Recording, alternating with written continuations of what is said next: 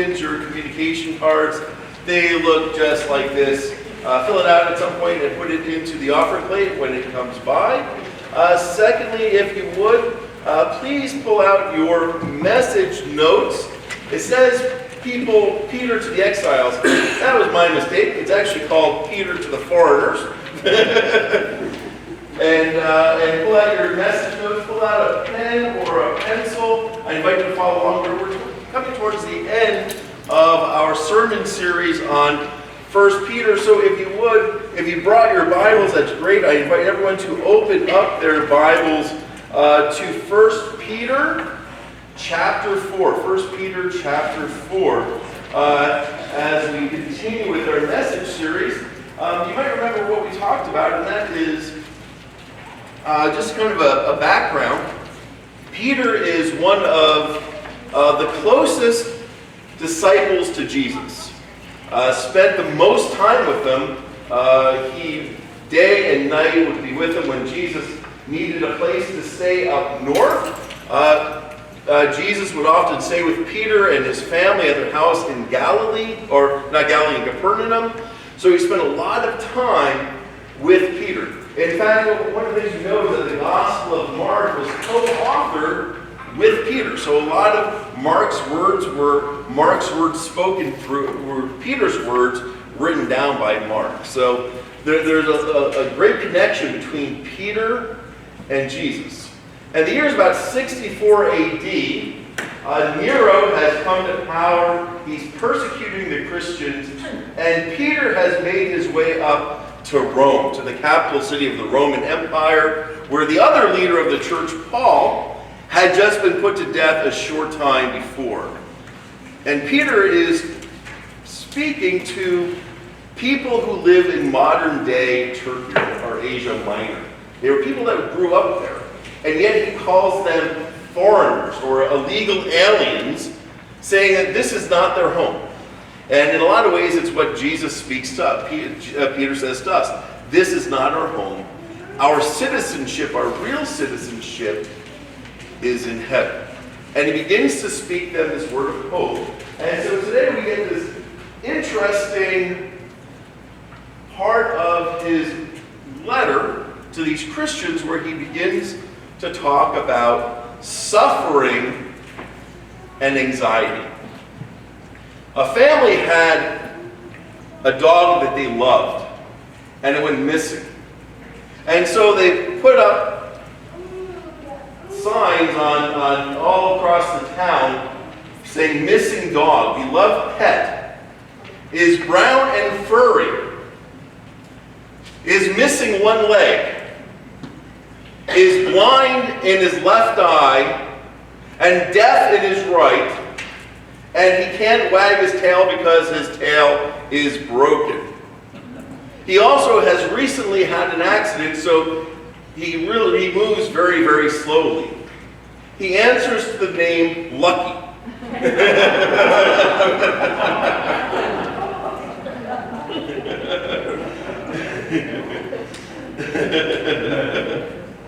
I want to begin with what Peter says here as he's talking about Christians who really at the time did not feel lucky at all.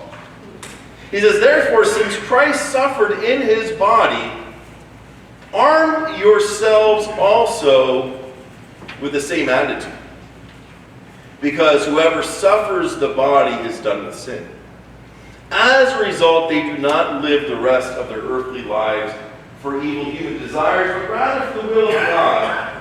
For you have spent enough time in the past doing what the pagans choose to do, living in debauchery, lust, drunkenness, orgies, carousing, and detestable idolatry.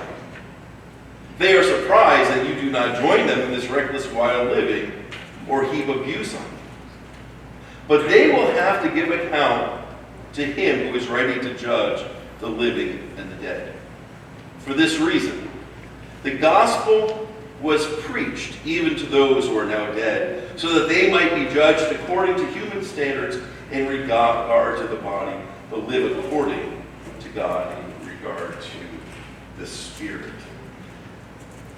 As Christians 2,000 years ago, these Christians understood what it meant to suffer. Next week, we're taking in new members. And when we take in new members, we ask them this important question: do you confess Jesus even to the point of death? Now today, in 2019, in Scottsdale, Arizona, chances are if you're a Christian, no one's going to put you to death, right?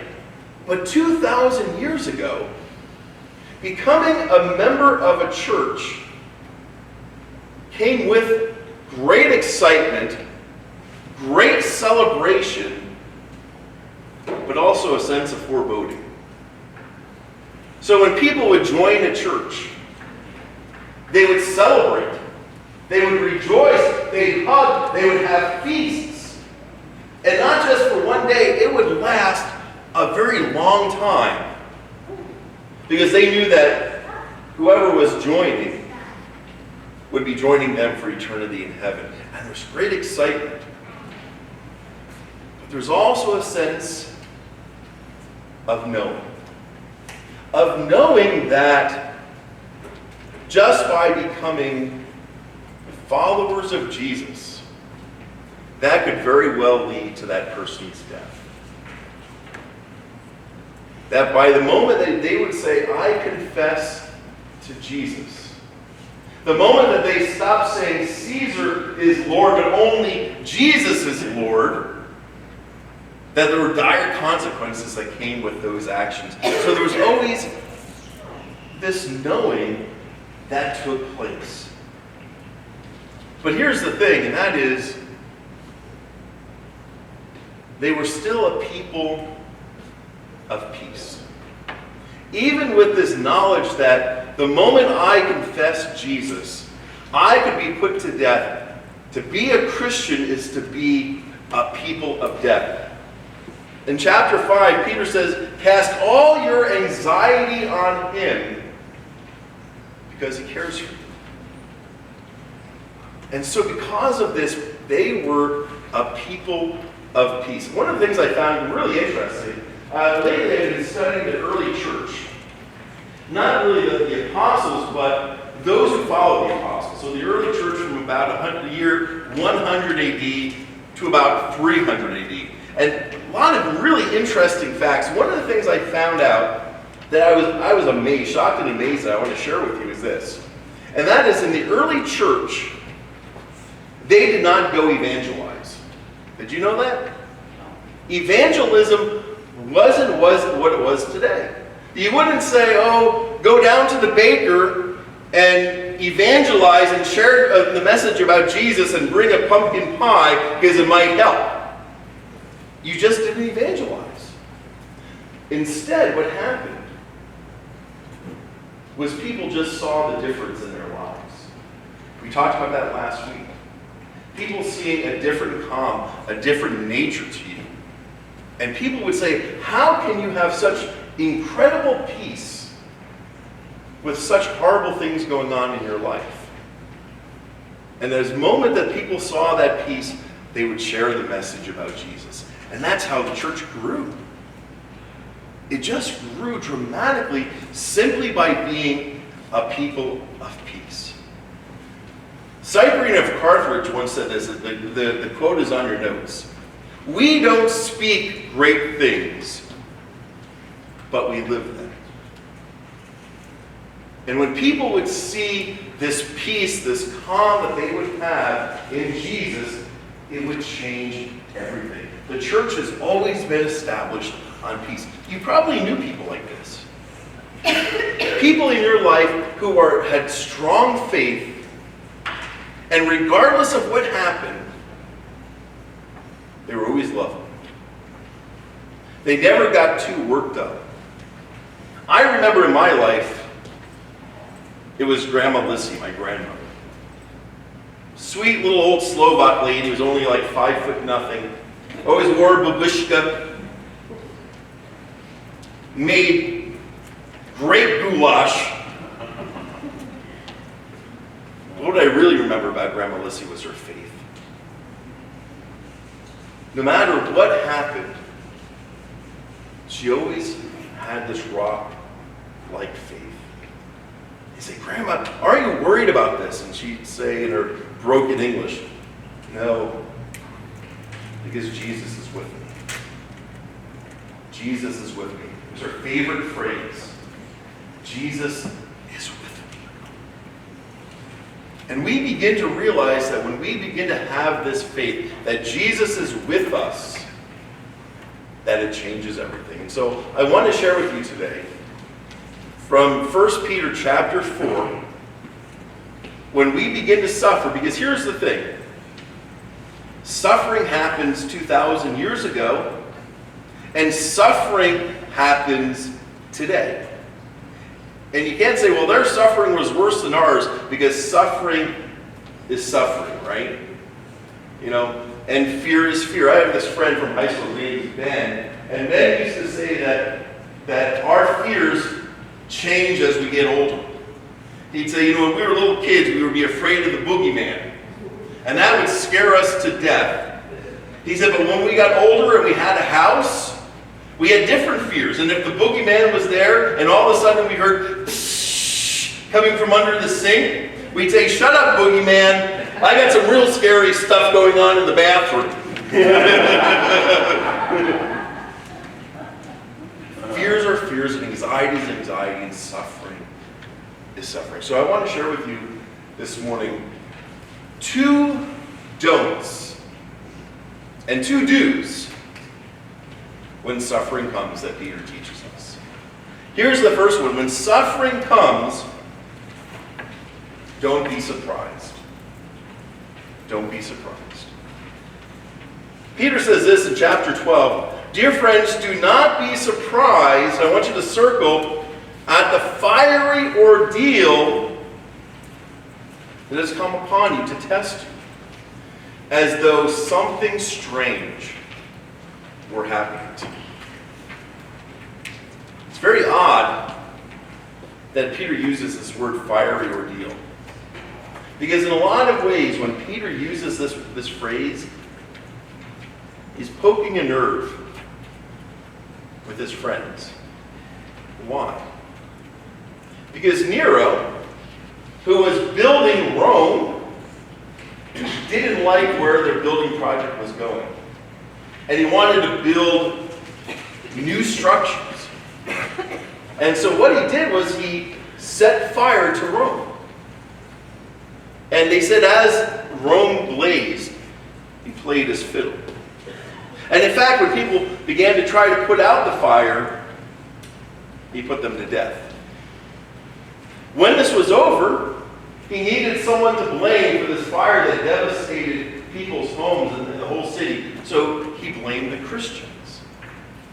And one of the ways that he hurt them is they needed a way to light the streets at night.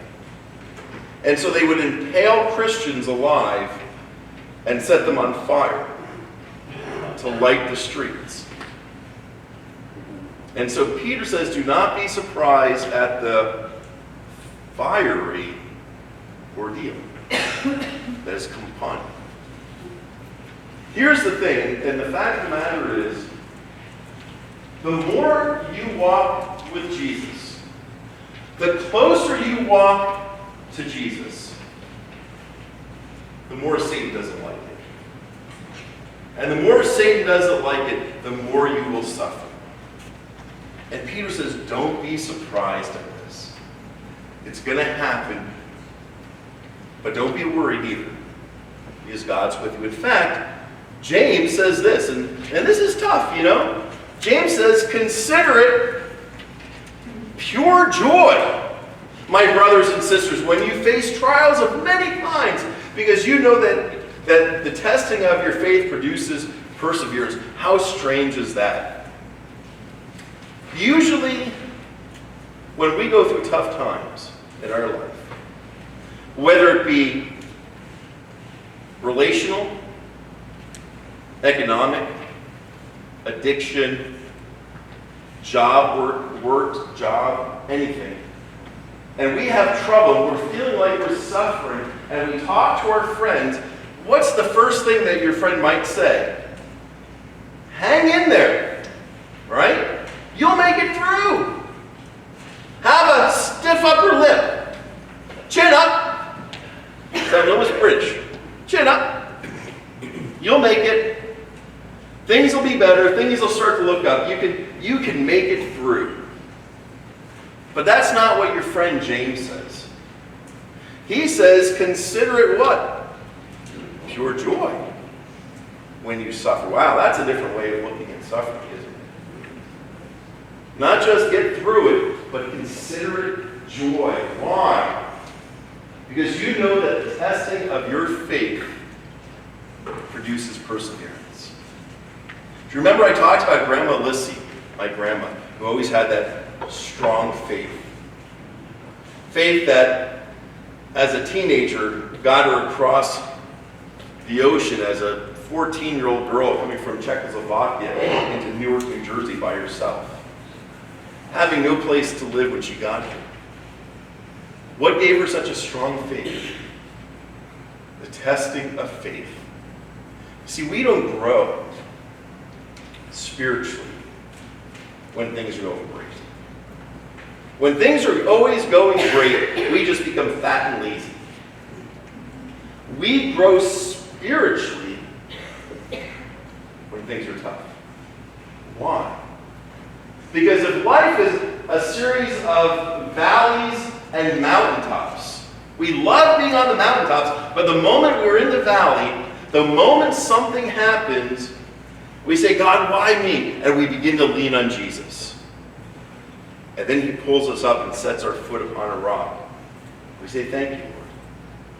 And then at some point, we're going to be back in the valley again. Lord, please help me get through like you did last time. And he puts your feet upon a rock. Thank you, Lord. And after a while, you begin to look back and start to say, wow, thank you, Lord. Now I know every time you've put my feet up on a rock when I've been in a pit. And all of a sudden, the pits don't seem quite so scary, because you know that Jesus will be with you. That's what it means by our faith is made stronger. Number two, that leads me to the second one, and that is, don't be scared when suffering comes. Don't be scared when suffering comes. Peter says this, but rejoice. Again, there's that word rejoice with suffering. But rejoice in as much as you participate in the sufferings of Christ, so that you may be overjoyed when his glory is revealed. Don't be scared. Don't be scared, because even when suffering occurs, even when dark times in our life happens, we stand behind Jesus. And Jesus carries us home.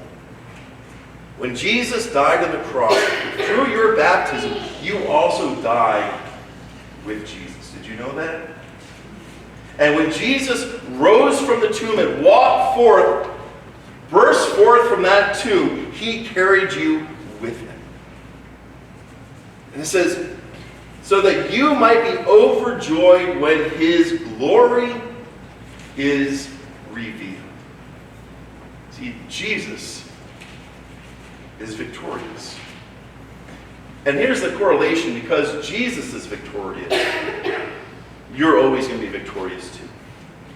See, the problem about suffering, what makes suffering terrible, is when we begin to think that there's no end to it. When we begin to feel like I'm suffering, and yesterday was terrible, today was worse, and there's no hope for tomorrow or the next day. And I don't know when this is going to get better. That's when suffering becomes unbearable. But Peter is telling us something. He's saying there's always an end. Your suffering will eventually come to an end, and when it does, whether in this world or the next, you will be filled with joy. And you will be victorious in Jesus' victory, regardless of what it is that you're going through. Okay, I want to share two things that we should do with suffering. You guys ready? Number one, be selective in your suffering. Be selective in your suffering. Peter says this, however, if you suffer as a Christian, do not be ashamed. But what? Praise God that you bear that name. For it is time for judgment to begin with God's household. And if it begins with us, what will be the outcome for those who do not obey the gospel of God? Here's the fact, and that is suffering will come to everyone. At some point in our life, we will all experience suffering. Be selective. Endure suffering for Jesus and the gospel, not our own stupid choices. I had a friend once, he worked for this company a long time, he got caught stealing. Okay? Got caught stealing. As a result, he was immediately terminated. Charges were brought against him, which the company eventually dropped, but he had no income. Eventually, no place to live. And I remember him talking to me one day, and he said, Gary, this is suffering, but I know that this is just my cross to bear.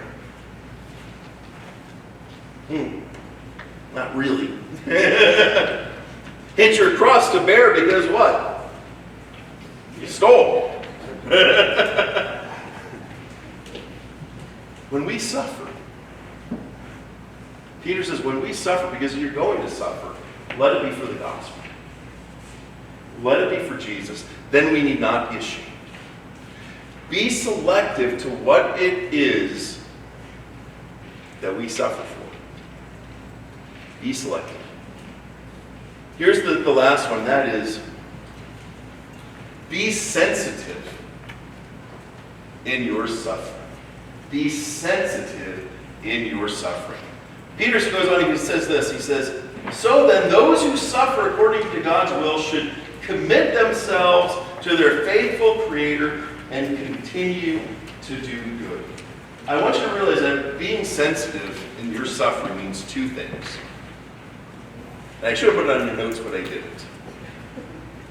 Number one, when you are suffering, when you are feeling anxiety, when you're experiencing fear, when you're experiencing uncertainty, be sensitive to God's voice. Be sensitive to His voice. Because I promise you that God will speak to you. He might speak to you through prayer. He might speak to you through His Word. He might speak to you through the voice of another person. And He might just speak to you in the silence of the day. But be sensitive to it. Because in our life, in our world, it's so easy to get so caught up with the white noise that's around us all the time. Get up, turn on the TV. Get in the car, turn on the radio. Get home, put on the internet, see what's going on. Put on Netflix. And it's so easy to become desensitized to hearing the voice of God. And I want you to realize that God is not out there somewhere else. There's a heresy called process theology. And process theology teaches incorrectly that God is like a bowler. And He has rolled the bowling ball down the alley, and now He steps back and He sits in the grandstands drinking a cappuccino. And He lets life just progress as it may be, and He has no part of it. But that's not true. God is not in the grandstands. Jesus is right next to you. He is closer to you than your next breath. And when you go through times of suffering and pain and fear and anxiety, Jesus is with you. And Jesus says one thing over and over again, listen to me. There's a reason Jesus says, my sheep know my voice. I call them and they listen to me. Be sensitive for hearing God's voice, because He is speaking to you. There's one more thing to be sensitive about. Do you remember I said in the very beginning, the early church, it amazes me the way it grew. Without doorknob hangers, without banners, without fancy little slogans. Just Christians living their life day by day, with the world around them falling apart, living in peace. Having a peaceful life. Who wouldn't want a peaceful life all the time? People would say, Dave, what's your source of peace, man? Dave, how do you do it? Jesus. And the church grew. But it wasn't just that. You see, the Christians in the early church, it's not that they weren't suffering. The world around them, outside of them, was in chaos, but inside of them, they were at peace with the Lord. It didn't matter what was going on around them. Inside they had Jesus. Inside they had peace. There was a storm outside, but there was calm inside. And people wanted to be a part of that. But it also made them sensitive to other people's suffering. They could empathize. They could share with them. I know exactly what you're going through because it happened to me. Be sensitive to other people's suffering. I want to leave you with a challenge this week. And that challenge is, at this point in time, during this week, if you want to be an overachiever, you can write it down. You don't have to. I want you to think about a time in your life, either present or past, when you went through great suffering, when you went through great pain or great anxiety. That's the first part. Just verbalize it. Just verbalize it. Part number 2. I want you to write down, if it was the past, how did God come in and deal with that? How did God work through it? Because I guarantee you He did. And if it's something you're going through now, how do you think God might be dealing with it? How do you think He will work through it? And I want you to pray carefully about this. Pray about it. Spend time being sensitive to God's voice. And write this down.